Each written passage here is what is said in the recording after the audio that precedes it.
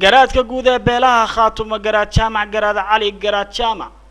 ayaa baaq u diray maamulka Soomaaliland oo uu sheegay inay dhibaato ku hadiyaan dadweynaha maamulka Khaatumo isagoo ugu baaqay ciidamada maamulkaas inay ka baxaan deegaamada maamulka Khaatumo ee ay xoog ku haystaan waa sida garaadku uu hadalka u dhigay garaadka ayaa sheegay in dilqaadkii uu ka dhamaaday shacabka iyo maamulka Khaatumo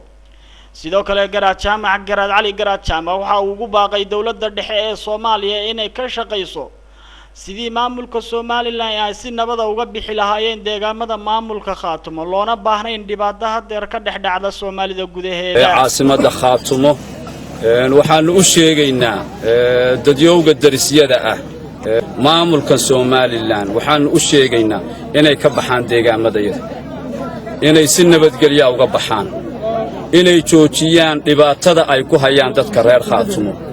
waxaan u sheegaynaa dadkan inuu dulqaadkii ka soo dhamaaday waxaan u sheegaynaa dawladda dhexe ee Soomaaliya hadeer aanu ka nimid in ay arinta si degdeg ah wax uga qabato in ay ku darto marka ay u hambalyoonayso dadka dega Hargeysa iyo Togdheer kiriirigan ay dhisanayaan markay ugu hambalyeynayaan inay ku daraan dhibaatada ay ku hayaan dadka soo sanaagacayn haddii ayan ku darin dawlad dadka u noqon maayaan dhexna u noqon maayaan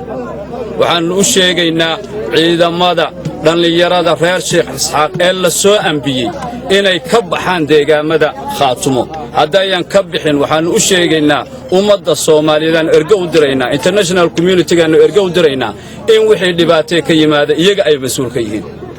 intaasaanu fariintaasaan u faraynaa dadka Khaatumo waa nabadgelyo dulqaadkoodu se limit buu leeyahay xad buu leeyahay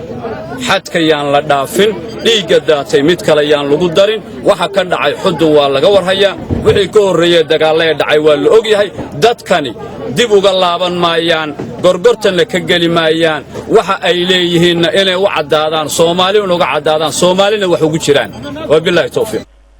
garaadka ayaa hadalka ka yiri mar uu ka degay gegida Sayid Maxamed Cabdulla Xasan Airport ee degmada taariikhiga ee Taleex